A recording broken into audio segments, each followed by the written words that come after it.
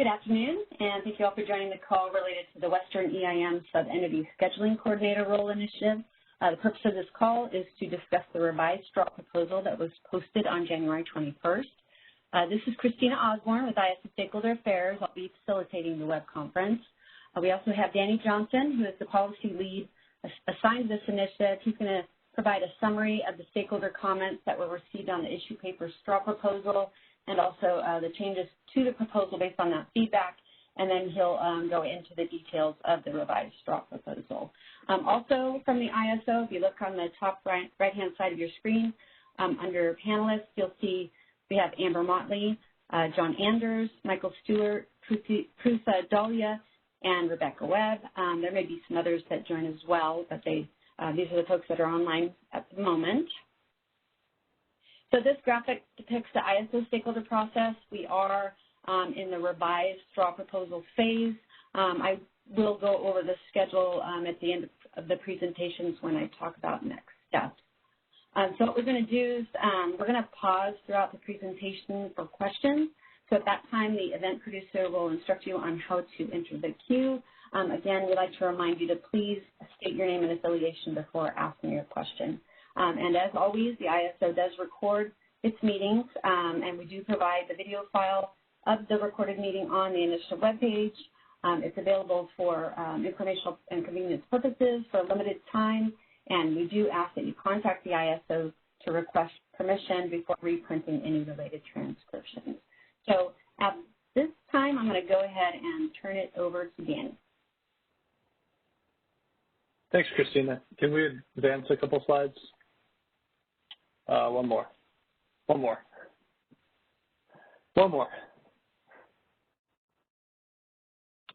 Okay, so jumping into the stakeholder comments that we had to the straw proposal, the first big theme that we saw from stakeholder comments was a request to clarify the eligibility for the sub-entity scheduling coordinator role. Stakeholders asked for clarification on what types of entities would be eligible for this functionality, what would be their obligation to facilitate this type of functionality, and we did hear concerns expressed regarding a potential proliferation of sub-entities within an EIM entities area. We do clarify in the revised straw proposal the types of entities that are eligible for the sub-entity scheduling coordinator functionality. Rather than delving into the details of that right now, I plan to discuss that in the actual proposal section since we have a few slides that detail out that. But the one thing I would like to note is that the sub-entity functionality must be agreed upon by the EIM entity as well as the EIM sub-entity. An entity can neither unilaterally decide to become a sub-entity nor be compelled by its EIM entity to become a sub-entity. This really needs to be a mutual decision between both parties. Next slide.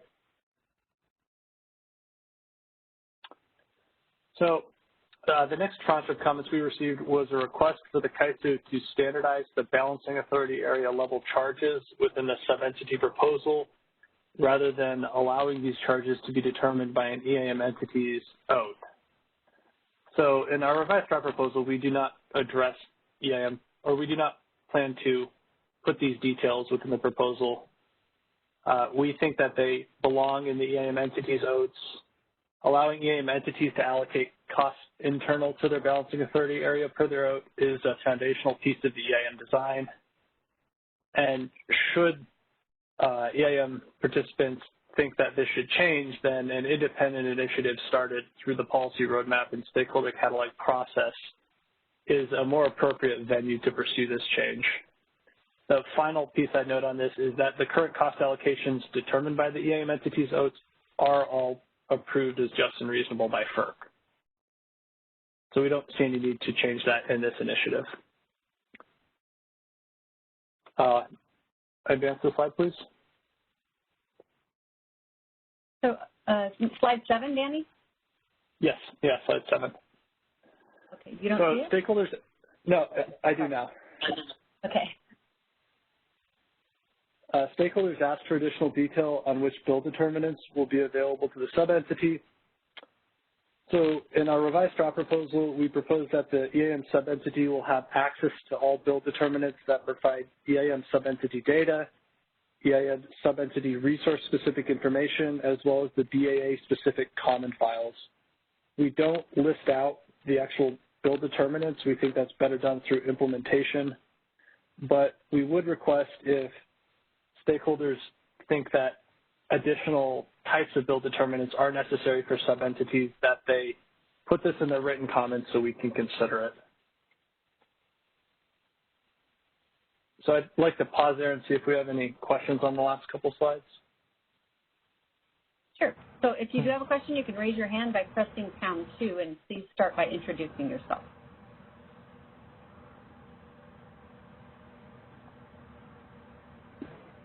And once again, pressing #2 on your telephone. There we go.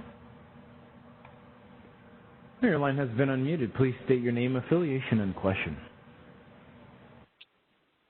All right. Hello. My name is Justin Sheard. I'm with PCI. I don't know if now's the right time to ask, but I had some questions on page 13, how the settlement of over-under scheduling worked. That paragraph, I guess the second to the last paragraph, I wasn't clear on. Is this how it, page 13 of the presentation or of the proposal? The proposal, sorry. Just how it was. So, EIM entity balancing and then sub-entity analysis. So that was the question. How does over-under scheduling work? So Danny, I know we have a slide on it later yeah. on. Why don't we wait for that slide? Yeah, that was my thought too. Apologies. Okay. I'll hold it until then. Thank you. Okay. Thank you. All right, once again, pressing #2 if you wish to ask a question. And I currently do not see any questions in the queue. Okay, great. Then let's move onwards.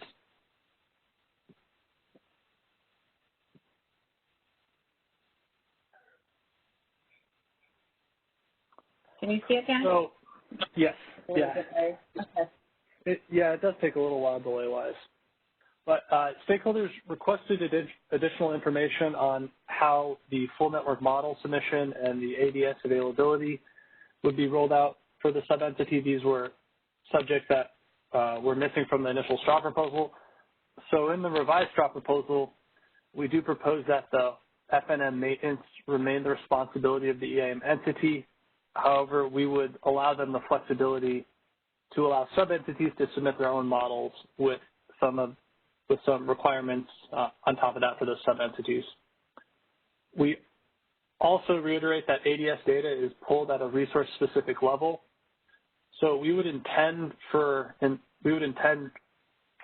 data to be pulled by both the EIM subentity and the EIM entity, with the subentity pulling it for resources they are operating the scheduling coordinator for, and with the BAA having the ability to get this data for resources who reside within their balancing authority area.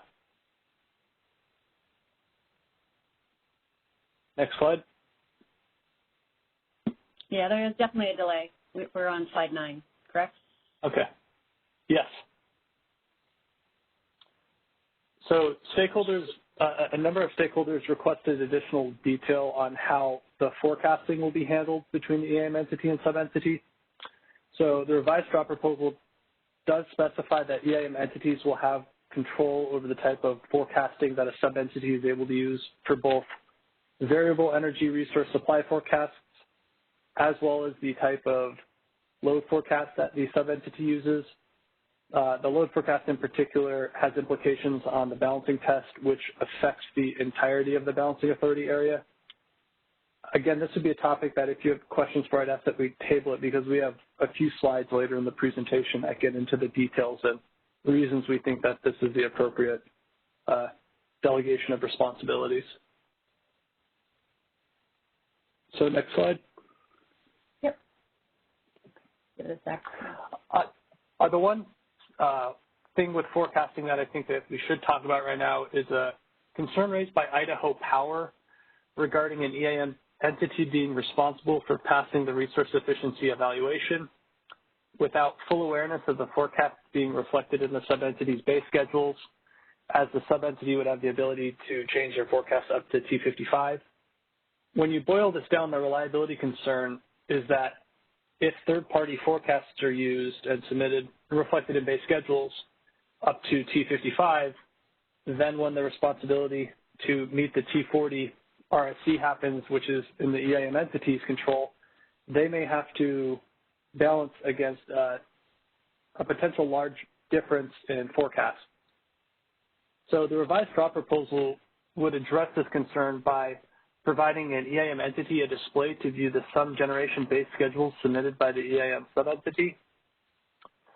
I would also add that in addition to kind of giving the EIM entity a common place to view this information that they have to balance against, this concern is somewhat mitigated by the additional curing period added by the EIM base schedule submission initiative. For those who are not familiar with this initiative, starting fall of 2021, the ISO is adding, or we were moving the final base schedule submission deadline from T40 to T30, while also retaining the RSC at T40. This effectively will give the EIM entity 10 additional minutes to balance with sub-entity base schedules, as well as an additional advisory RSC and curing period. So, next slide. Yep. Slide 11? Yes, slide 11. Yeah, you should see it. Stakeholders. Are you seeing it? I'm moving it pretty quick, but. Oh, you know what, Victor? I'm sorry. 3 or 4 seconds delay. I'll control the slides. I'm sorry if I made that wasn't clear. I'll go ahead and control them. Here you go. Okay, so this next slide gets into transfers, both intra-BAA transfers and interchange transactions between sub-entities and entities outside their EIM area. So the revised straw proposal does not address the intra-BAA transfer issue because we believe these transfers are best handled outside of the EIM between the EIM entity and sub-entity, with the results of the agreements of these transfers being reflected in the generator output identified in the submitted base schedules. Trying to allow intra-BAA transfers effectively would require setting up each sub-entity as a full EIM entity, which is just, we think, is outside the scope of this initiative. Also, the revised straw proposal continues the current practice of having all intertie transactions remain at the EIM entity level. This is a change from what was put forth in the initial straw proposal, but we have additional slides later in the presentation that kind of discuss why we think that this is more appropriate than what we previously put forth. So I think that we can stop again see if we have any questions on the last 3 or 4 slides. Once again, pressing pound. Go ahead, Victor. I'll let you do your job. Once again, pressing pound 2 on your telephone keypad if you wish to ask a question. Just a reminder to please state your name, affiliation, and question. Once again, pressing pound 2 if you wish to ask a question.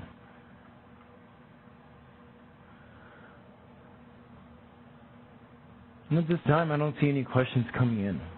Oh, we just got one. We got one? And your line has been unmuted. Please state your name, affiliation, and question. My name is Caleb Brimhall with Platte River Power Authority. On the ADS system, I just had a quick question. The sentence that says the ability to decline the ADS signal will reside with the EIM entity to preserve their ability to perform balancing functions. Just wanted to understand that's giving the EIM entity the ability to essentially decline the sub-entity's ability to see the ADS signal. Is that what that's intended to do?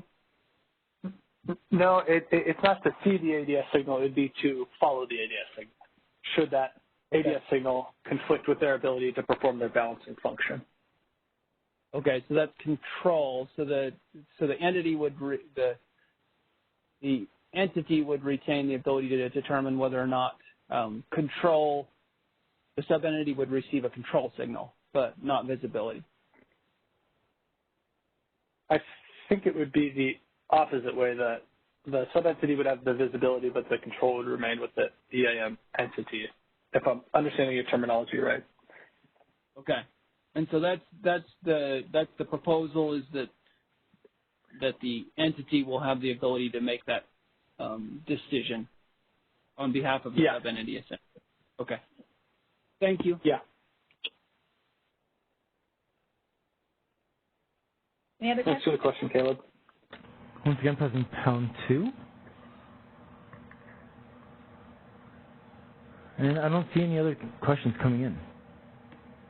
Okay. All right.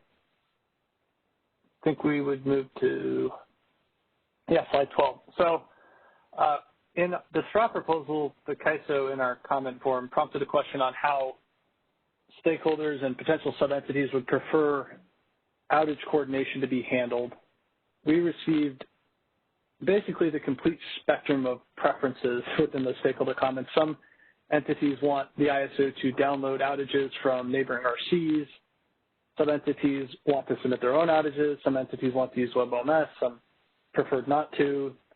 Some entities think that everything should be done just at the EIM entity level rather than allowing sub-entities to have any control.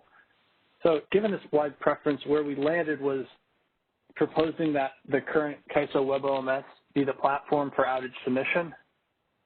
And then later in the proposal, we'll talk about this more, but we really clearly delineate and separate the responsibility for the submission of generation outages and transmission outages, as well as what the responsibilities are to the Kaisu RC West as well as neighboring RCs. So that would be another item that I would ask that we table till we get to those slides later in the presentation. Okay, I guess since we request that we table that, we'll just move right into the straw proposal section. If we go to the next slide. So we have 3 slides that try to frame what the Kaisu views as the eligibility criteria for being a sub-entity. So a sub-entity scheduling coordinator must be an electric utility embedded within an EIM entity balancing authority area and not receive long-term wholesale requirement services from the EIM entity. It must own a distribution or transmission facilities directly connected to the transmission system of the EIM entity for the purposes of providing regulated electric service to eligible retail or wholesale customers, and to own or control one or more resources for the primary purpose of serving its eligible customers. Next slide.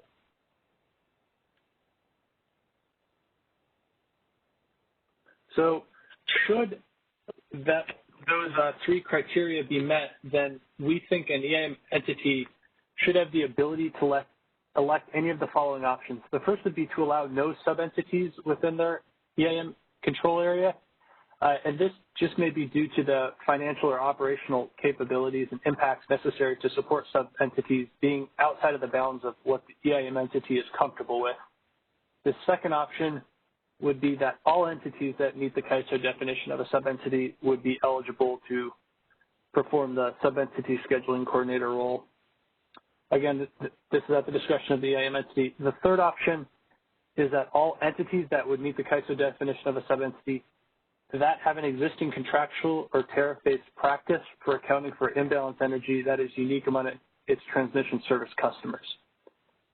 Well, what I mean by that, or I think the best example of this would be the JDA parties right now within the PSCO control area. They already have a unique contractual arrangement, which we're using the sub-entity functionality to continue facilitating.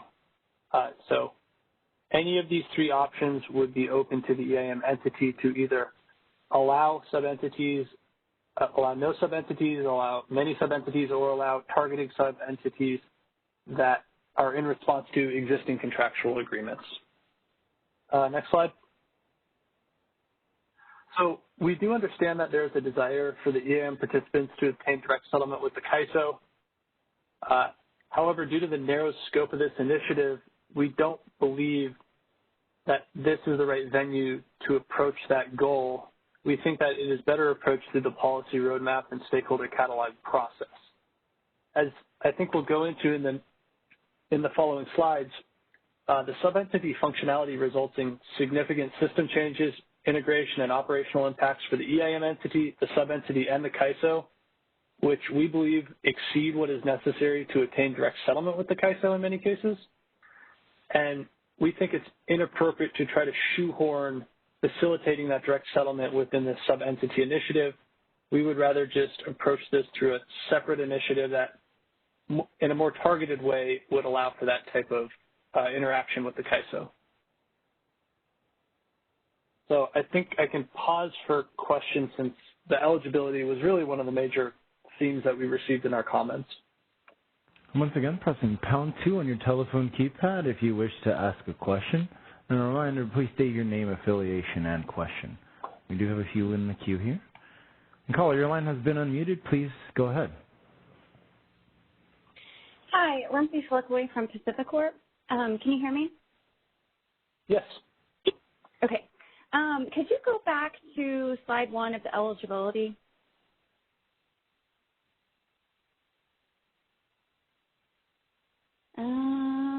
Yes, okay. So I have a question regarding that first bullet point. Could you explain a little bit more about what you mean for long-term wholesale requirements? Is this like imbalance services, or what sort of services are you referring to? I think I'll ask John to try to answer that question since I think he may be better able to answer it. Sure, Danny. And again, we're interested in your comments on this. Our goal was to frame the criteria in a way that sort of balanced the need to implement this proposal. With regard to that point, we were kind of thinking that if the electric utility was entirely transmission dependent, embedded within the host or EIM entity balancing area, and just owned and operated some small distribution system or something like that, even if they had some generation, that they may not be eligible for this service because they're really not a sub-entity. They're really, sort of a transmission-dependent utility, and that can get pretty small in some cases with, small irrigation districts and these kinds of things. It gets very complicated. Our goal was trying to strike the right balance, and we may not have hit the mark, but to sort of say that these are, somewhat significant in terms of, scale and operation and all that, electric utilities. I know it's a little bit ambiguous, but that was what we were trying for. So okay. Open to your I think that makes input. sense. Okay.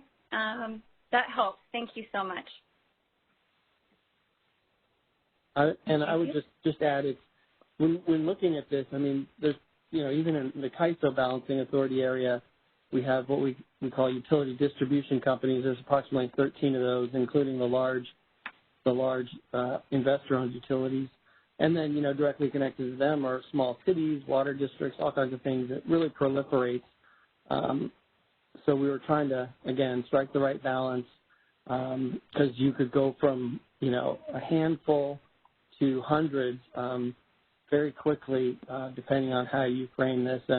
And hundreds is really not workable, and a handful may be the right number. We're just trying to strike the right balance and then, make it transparent and provide, equal access for the qualified utilities.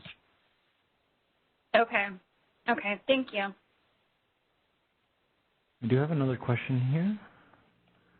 I just unmuted your line. Please state your name, affiliation, and question.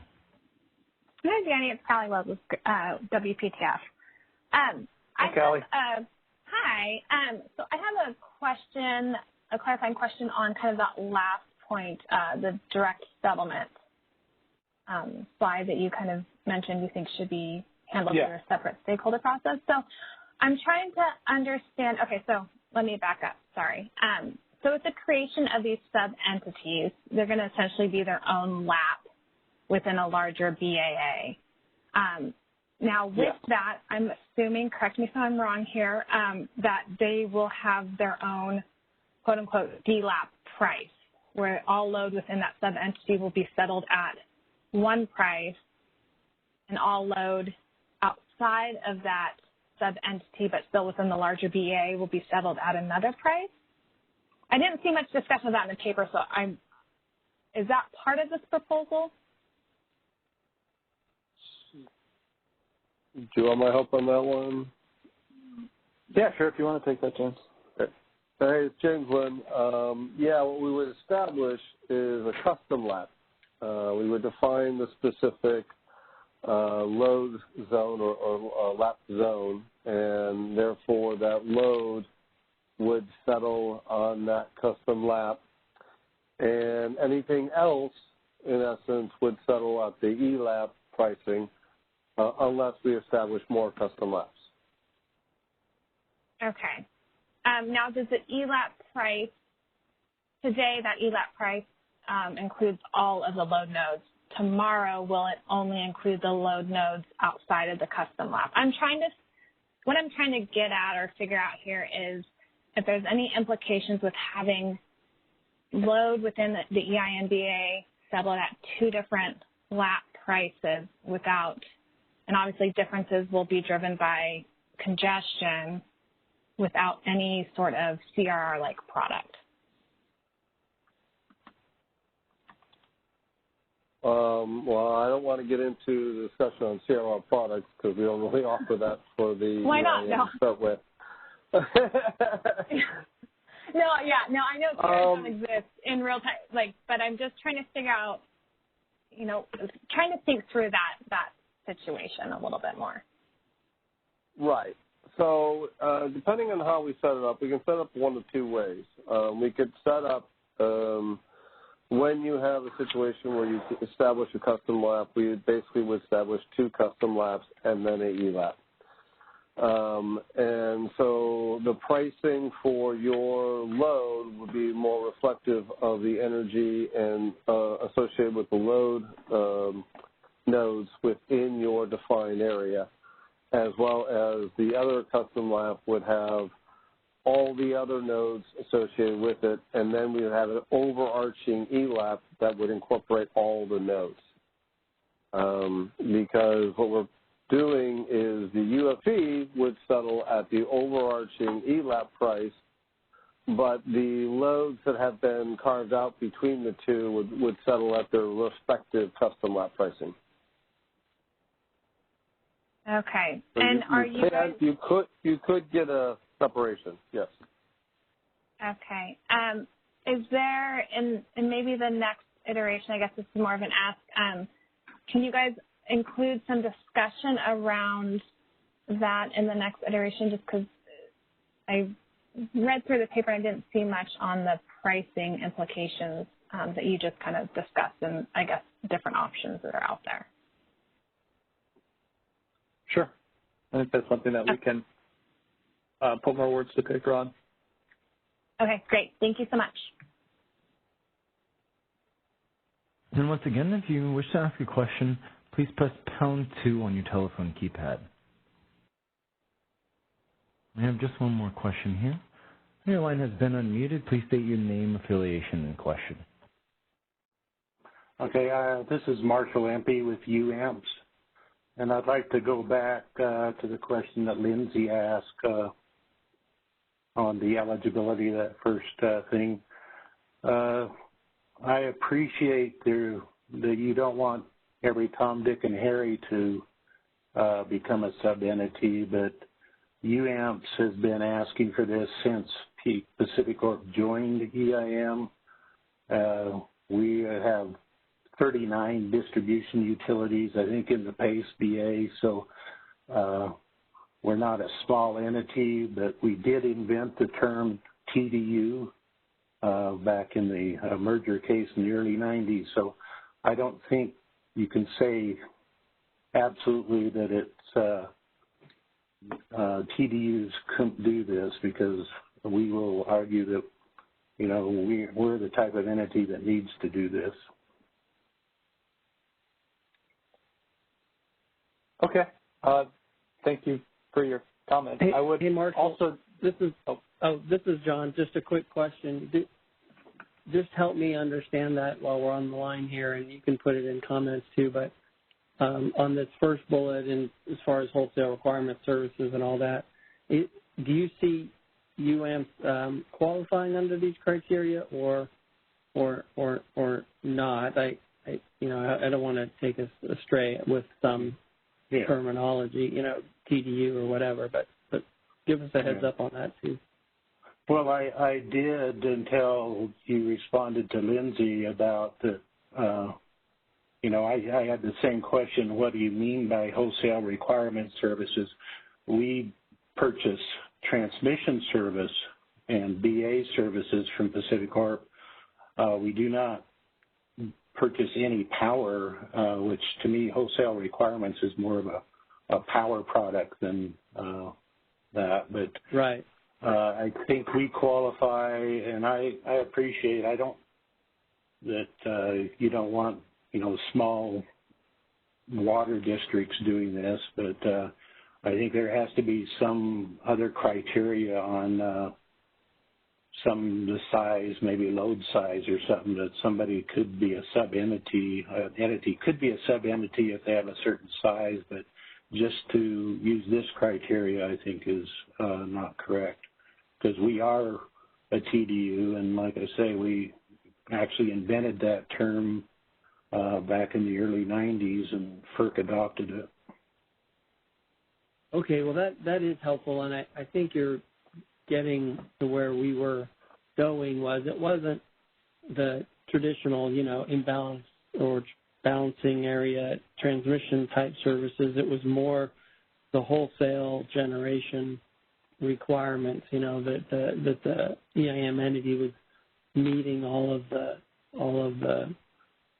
wholesale, selling basically all the energy being consumed by the sub entity. So some comments on that would be helpful, and we'll do our best to incorporate and adopt the right terminology to get this clear.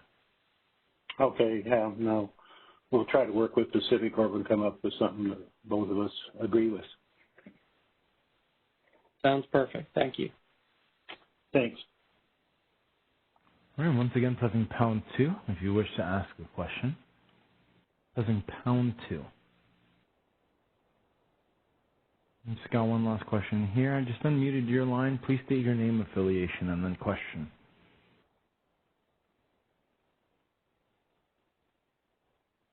Hi, can you make sure your phone is not on mute?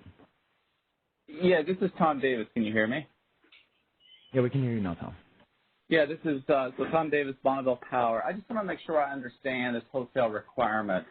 And John, maybe this question is pointed to you. So does that mean, so we have customers that, have significant, generation within their area, their load serving area that they use to serve their customers with, but they also take Bonneville, power, requirements power. Explain to me sort of how that, if you can, provide a little bit more detail as to how that would work in terms of whether they'd be eligible or not, because I'm a little bit confused by that. Yeah, so Tom, that's a good point. We do appreciate Bonneville has wholesale power customers that are essentially getting their share of the federal power. I'm not sure how that it fits exactly here. We characterize it, like I said, as best we could, receiving long-term wholesale requirement services. So if one way would be, you couldn't have any such service. You had to be kind of stand on your own in essence, which would reduce the number, or you could alternatively make it some, significant or more than half or something like that of the requirements and narrow it down that way, or make it absolute. But again, it's with Bonneville, we're not as familiar with your customers as you are. It could be quite prolific in number if all of your wholesale requirements customers, that had any share of the power needs qualified as a sub-entity. So we, again, appreciate your perspective on that. We took our best cut at it here, and we're seeking comments on this, trying to strike the right balance. And again, we need to write the definition correctly, and if that translated into, say,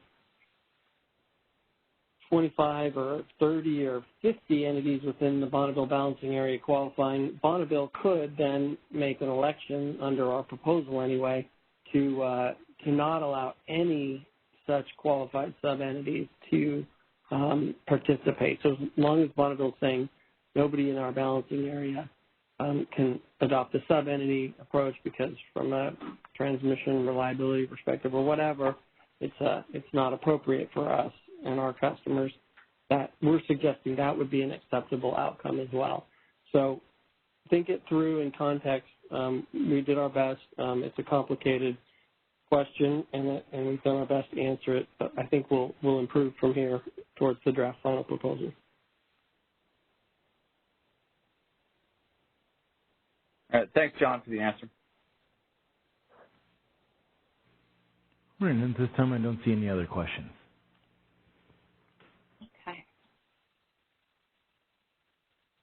Okay.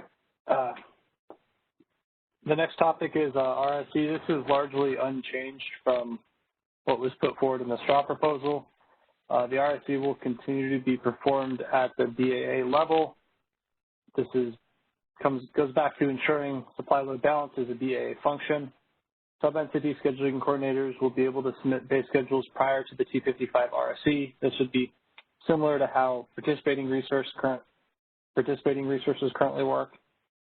And the EIM entity scheduling coordinator will retain the ability to make changes to those schedules after T55. Any charges relating to those changes will be settled between the EIM entity and the sub-entity parties per that entity's OAT or other contractual agreement.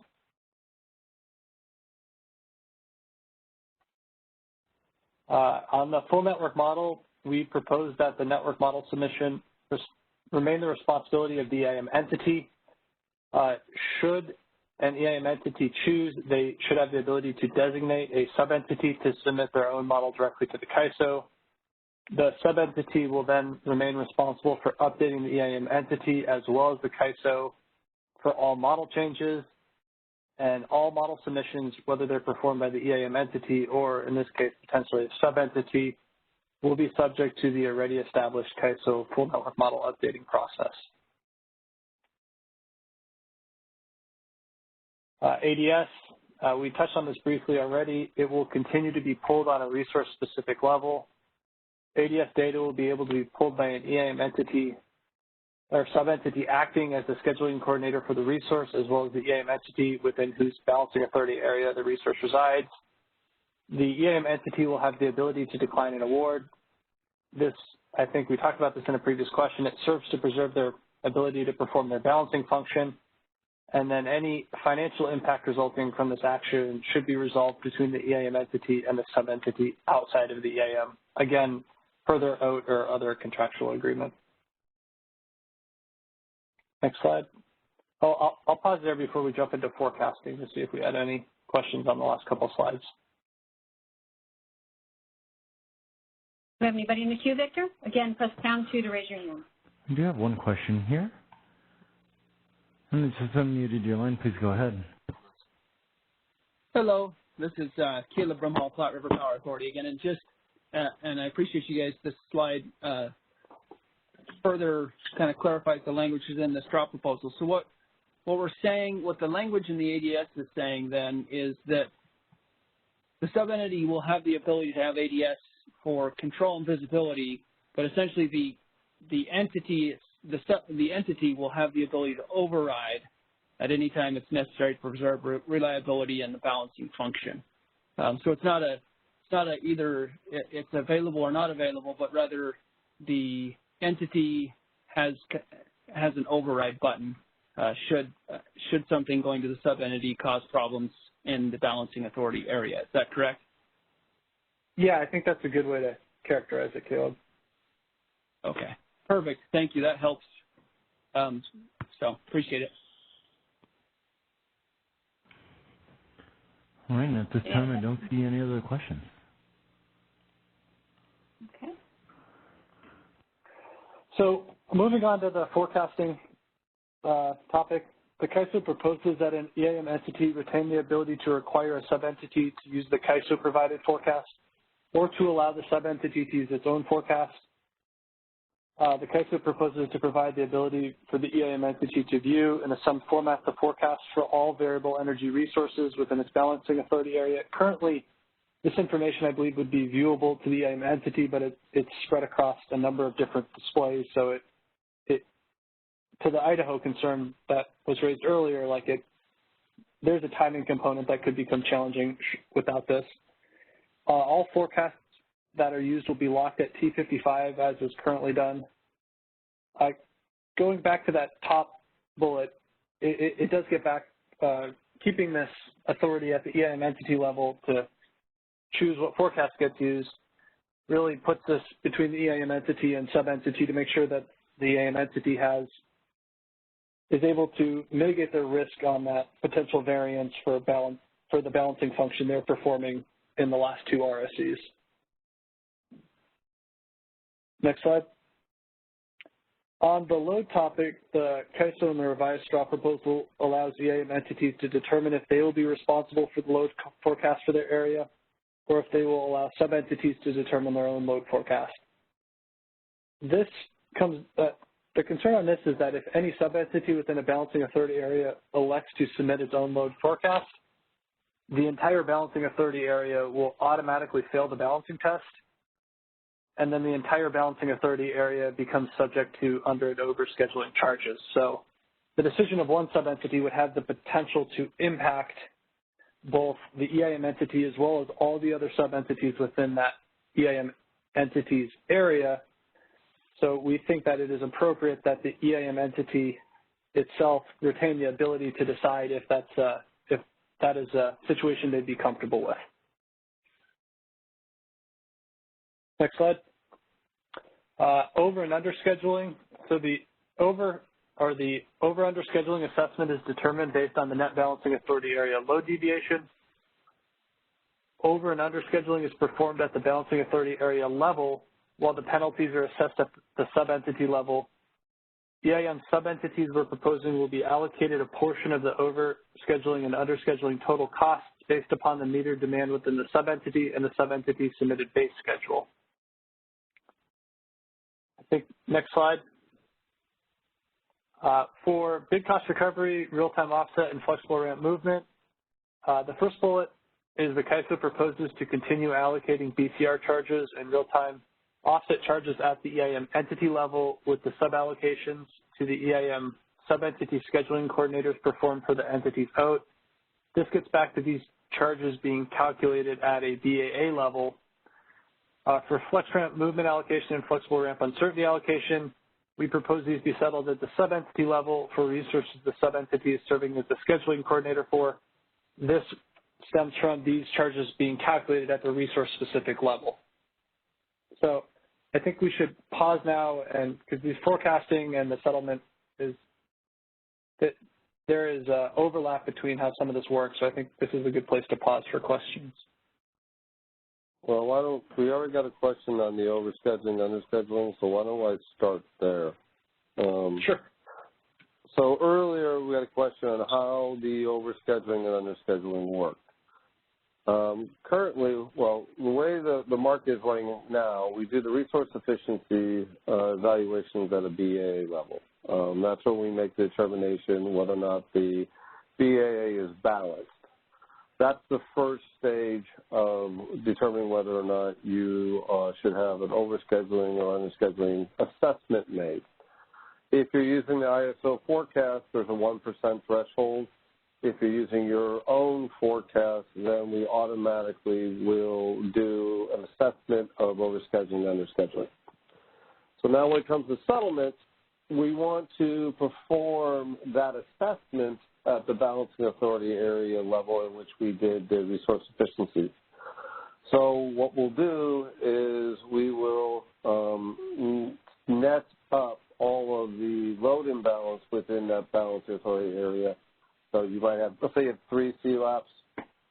Two are underscheduling, one is overscheduling. I net that to a value.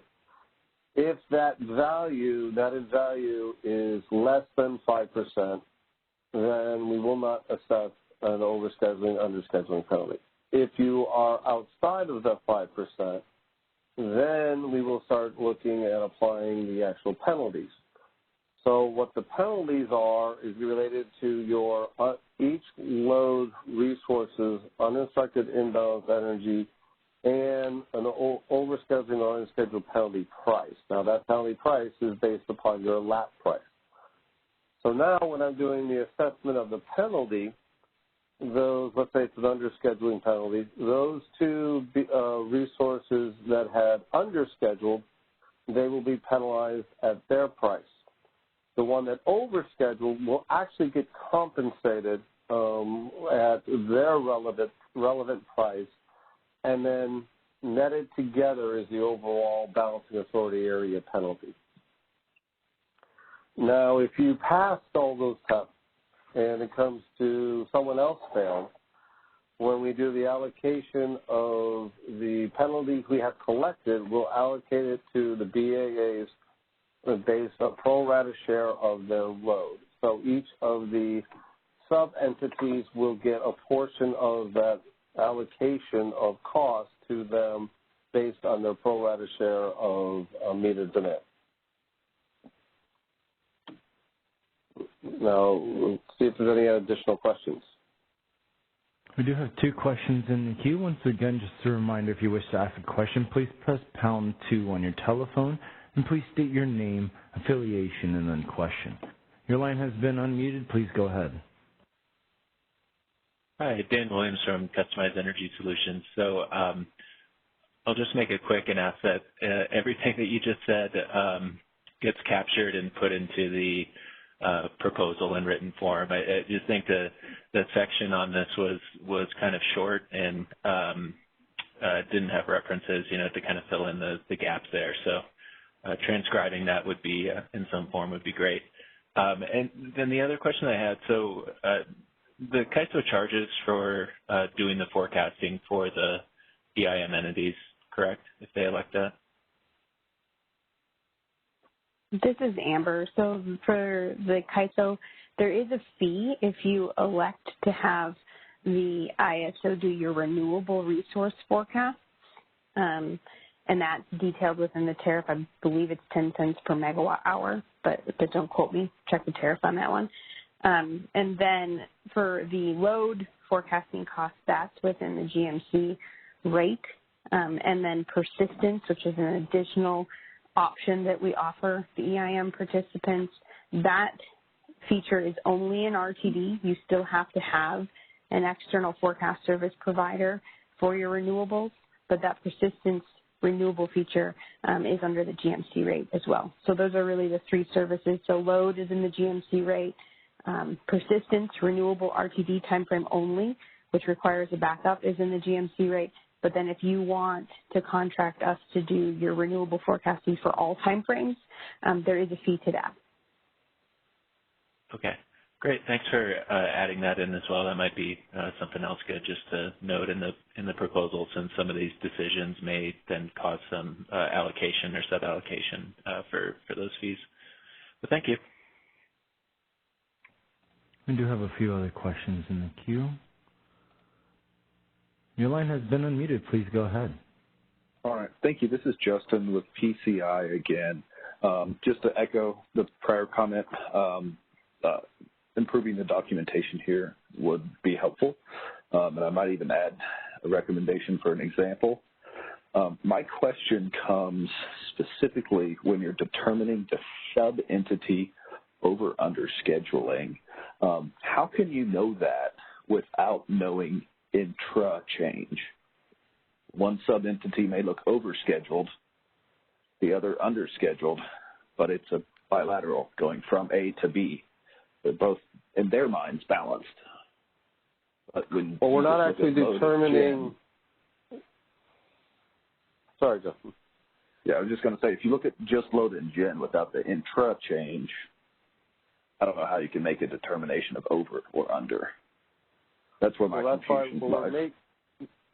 We're making the determination on over or under scheduling at the balancing authority area level. Now, again, what we have is we will calculate what the threshold is for deviation, in essence, for overscheduling versus underscheduling. 5% of the balance schedules, and then 10%. When I net all of the load resources up to a net uninspected imbalanced energy quantity, we compare that to the threshold. At that point, we determine whether or not the balancing authority area is overscheduled or underscheduled. Mm-hmm. If the balancing authority area is underscheduled, we will assess the underscheduling penalty to all the load within that balancing authority area. And how we will do it is we'll take their uninstructed imbalanced energy and we will apply an underscheduling penalty price. Now, in my example, I had two loads which the uninstructed imbalanced energy showed that they their meter was less than their meter was more than their forecast, and then the other one was less than. So when I apply the penalty, I will apply to each of that load UIE at that underscheduling price. So that when we net it all together, it should be equivalent to having the balancing authority areas underscheduling penalty. Okay. I may just need to see an example with the math breakdown. I'm still struggling to see how you price it accurately at the sub-entity lapse and know who is over and under in that scenario. Again, I'm not calculating over and under. I'm using strictly what their uninstructed imbalanced energy is. So that's why I was trying to say is when we determine if it's over and under, it's the net of their uninstructed imbalanced energy against the threshold to determine if they're over or under. And then all load imbalance is penalized at that point. Yes. Okay. That helps. Thank you. Yep. And I'll put it in writing and give an example. We do have a few more questions. Your line has been unmuted. Please go ahead. Hello, this is Tony Dallas from Telecast. Can you hear me? Yes, we can hear you. My question, kind of to tag on to Justin's, what do you use as the load-based schedule? Is it the forecast? The hourly load-based schedule that's calculated based upon the generation and import-based schedules. So what we'll do is we have a process right now where we're going to calculate what the BAA's overall hourly load-based schedule is, and then distribute that to the individual loads based upon their individual forecast in relationship to the balancing authority area forecast. So you're going to calculate a load-based schedule as a pro rata of the total based upon each individual load forecast. Is that correct? Yes. Yes. But that's assuming that the individual entity is scheduled to the load forecast, correct? Since you're not measuring... Well, the individual entities are scheduling their generation and import to the base schedules, and we're not scheduling load in EIM. So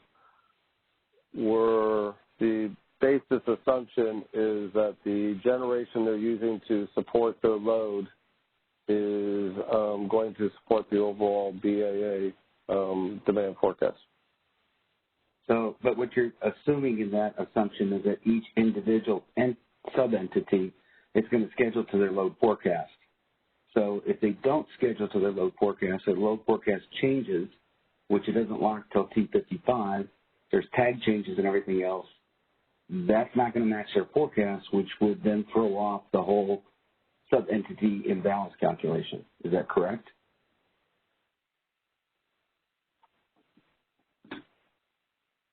I'm going to have to think about that. The only way I can see that load imbalance can be charged correctly is you have to basically sum up the base schedules. And if it's one BA, one entity, obviously it's the sum of the ties and the generators. But as sub-entities, I don't see how an assumption of using a forecast or even a prorated forecast would lead to a correct load imbalance, which would then require the BAA to then compare, to do that calculation and actually calculate an imbalance on your calculation to each sub-entity. Does that make sense? I understand what you're saying. The load forecast of the sub-entities should add up to the demand forecast for the BAA. So right. If the generation and imports base scheduling was scheduled correct accurately, then your overall base schedules should be compared to the demand forecast of the balancing authority area. And therefore, when we do the distribution down, then we're making the assumption, if you want to use the word, that the appropriate energy was scheduled for the individual entity's load. Okay. Well, that cleared up my understanding of your proposal. Thank you. And once again, pressing #2 on your telephone if you wish to ask a question. Pressing #2. And at this moment, I do not see any other questions. Okay. Hold on one second, Danny. Let me get to slide 24. Oops. There we go. Okay. So thank you, everybody, for the questions. The next topic is invoicing. The EIM entity shall have the ability to access the EIM entity statements and invoices, as well as all EIM sub-entity statements and invoices for sub-entities within their balancing authority area. The EIM sub-entity will be invoiced based upon the settlement of the resources associated with the sub-entity. Next slide. For energy transfers, all energy transfers will be conducted at the EIM entity level. The intra-BAA transfers will be conducted outside of the EIM and reflected through the generator output submitted to the Kaisu through base schedules. The functionality to facilitate these transactions, the intra-BAA transactions, is outside of the scope of this initiative. Interchange between sub-entities and external parties will be reflected through the EIM entity scheduling coordinator's base schedule and base EPSRs. This maintains the current paradigm. It ensures that the EIM entity really retains the ability to resolve any potential exceedance on the interties. We didn't want to put the EIM entity in a position where they were trying to resolve interchange schedules that would exceed an interties limit that may have been submitted by either them or some of their sub-entities. We didn't want that to be within this initiative. So, next slide. We have a couple slides on outage management. So again, all outage submission will be performed using the Kaisu Web OMS application. All EIM entity and sub-entities that are RC West participants will continue to submit their outages per RC 0320. This is the outage coordination procedure for RC West. We wouldn't want the sub-entity functionality to usurp the RC West outage coordination. For EIM entities and sub-entities that are not RC West participants, the EIM entity scheduling coordinator will be responsible for the submission of all generation outages for their area. They will have the option to delegate this authority to a sub-entity, so the sub-entity would be able to submit gen outages for resources they're operating or acting as the scheduling coordinator for. This would be a direct submit to the Kaisu. The EIM entity under this proposal would not then have the ability to take any action on those submitted outages. The sub-entity scheduling coordinators will submit, can we go back one more slide? Thank you. The sub-entity scheduling coordinators will submit to the Kaisu transmission outages for equipment they are the transmission operator for. Now, next slide. So, as part of this, we will propose to block all outage data incoming from neighboring reliability coordinators for non-RC West members who are EIM participants. We're going to operate under the assumption that they're giving us the same information that they are giving the RCs whose area they reside in. So then the EIM entity and EIM sub-entities are going to be responsible for ensuring that the outages submitted to the Kaisu as well as neighboring RCs are consistent. And the final note is that the EIM outage submission process does not replace the balancing authority area and transmission operator coordination required by neighboring reliability coordinator areas. So that stuff will still all take place per RC rules. So I think we can, let's just do this last slide and then we can pause for questions. So there is a sub-entity onboarding process. We envision it being similar to the process currently used to onboard EIM entities.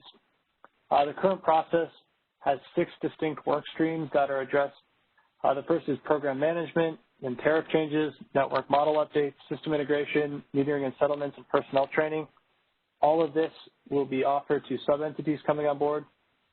An implementation date, somewhere between 6 and 24 months, as determined by the Kaisu, will be given to potential sub-entities. This will be based upon the complexity and compatibility of the associated transmission and technology systems. And finally, the Kaisu proposes an additional charge for incremental work required to facilitate the onboarding of a new sub-entity. So I think we can pause there and see if there's any questions on the previous few slides. Once again, pressing #2 if you wish to ask a question, pressing #2.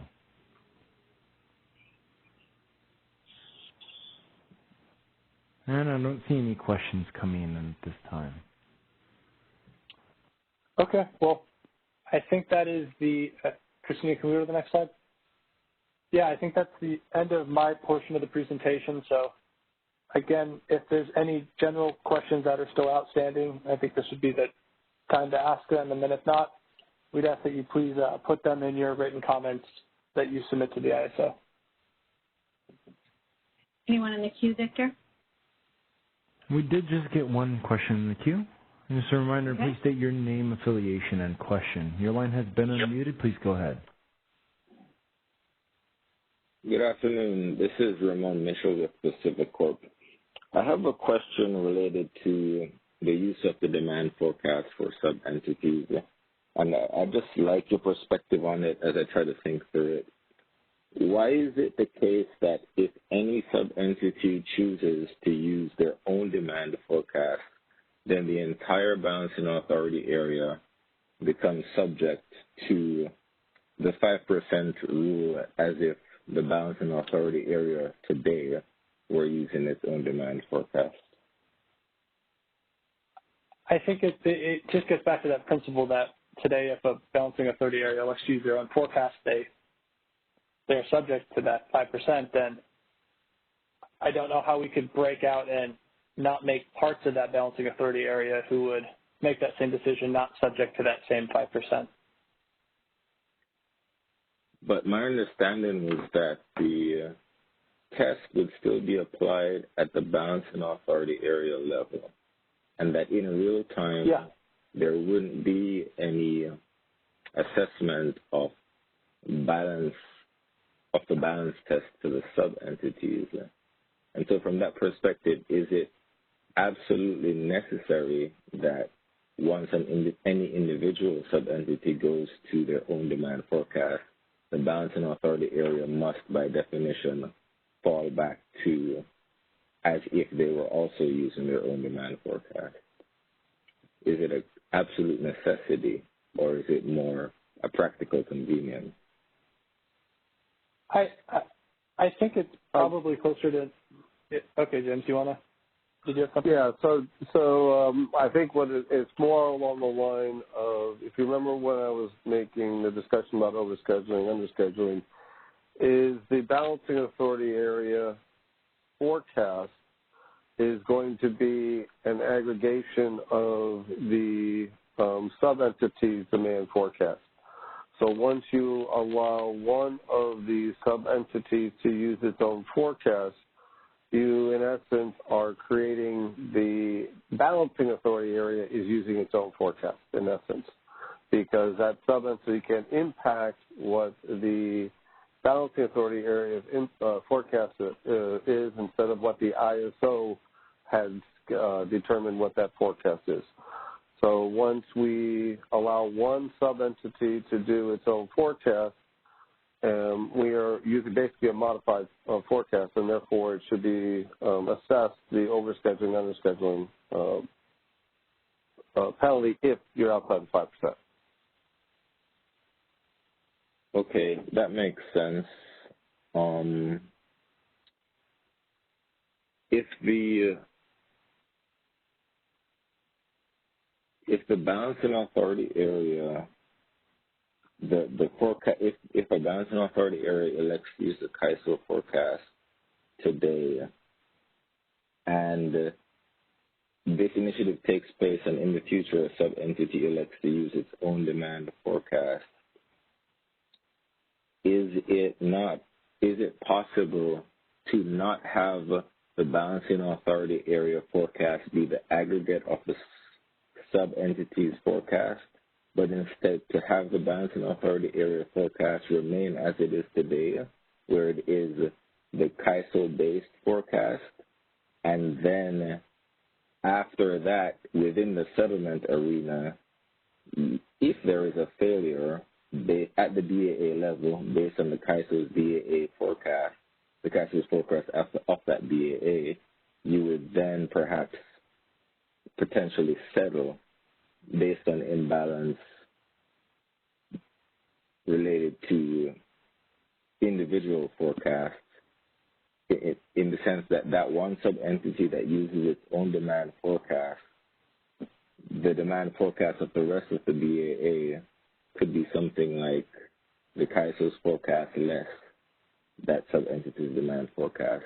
What I'm trying to get at is some way of still having the BAA retain the optionality of the Kaisu forecast for itself without being subject to, if one sub-entity chooses its own demand forecast, it triggers every sub-entity to basically come up with its own demand forecast.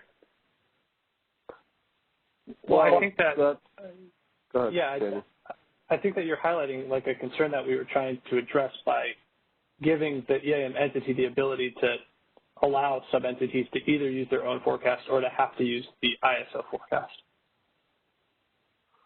If I understood your concern correctly. So let's, and I also want to address one other part of it, is the sub-entities, if one chooses to use their forecast, the other ones can still use the ISO forecast. But what it means is when we get to the balancing authority area forecast, by aggregating these forecasts up, they're not going to be equal to the ISO forecast. So at that point, we need to automatically, by default, start looking at applying the overscheduling, underscheduling penalty, because of that one sub-entity could be driving the imbalances at the EIM area, at the balancing authority area. I see what you mean. Okay, thank you. I'll take that back to comments. All right, at this time, I don't see any other questions on the line. Okay, so what I'll do is I'll go through just the EIM classification and the next steps, but if you do have any questions, there's still time. You can press pound 2 and enter the queue. For the reasons that are described on the slide here, the ISO does believe that the changes proposed in this initiative do fall within the primary authority of the EIM governing body. This has not changed since the straw proposal. We did get support from stakeholders that this is the right classification. So for next steps, we are asking for stakeholders to submit written comments. You know, we did receive a lot of good comments today. We ask that you do provide those in writing. Those are going to be due February 18th. Please use the online comments template. It's out on the initial web page, so please use that when submitting your comments. The other dates that we have, we're looking at posting the draft final proposal in mid-March, followed by a call a week later, and then we'll have stakeholders submit comments on the draft final proposal in mid-April. Those dates are marked as tentative. Once we have those dates firmed up, we will send out a notice with the details. And then our target is to go to the EIM governing body in early May, followed by the ISO board meeting in mid-May. So any other questions? Again, press #2 to raise your hand.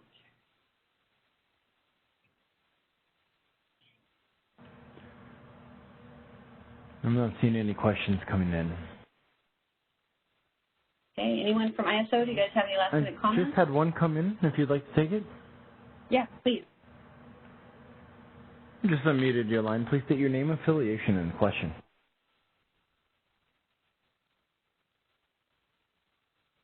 All right, can you check to make sure your phone is not on mute? Thank you, I was.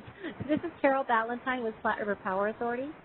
And I did just have one question going back to the settlements piece. And so if I understood correctly, it sounded like there's going to be a separate initiative for settling with Kaisu directly. Is that correct? I don't think that we haven't I don't think we have that identified in our policy roadmap right now. It may be identified in the stakeholder catalog. We have a process where entities can submit things that they think we should consider, and if it doesn't exist there right now, then I would suggest that should this be of interest, an entity submit it through that venue. I know it was there previously, but I think it was deleted from the catalog at one point. Okay, so I'm to make sure I understand clearly then that when Platte River goes into the EIM in April of 2022 with Excel will be doing all of our settlements, not Platte River, with you guys. Is that correct? No, I actually think that maybe that we're speaking past each other a little bit. The sub-entity scheduling coordinator will have the ability to have direct settlement with the Cal ISO. This is entities who would want that same direct settlement but would not be sub-entities, is what I was referring to. Okay, got it. Thank you so much. Appreciate it. Sure. Once again, pressing #2.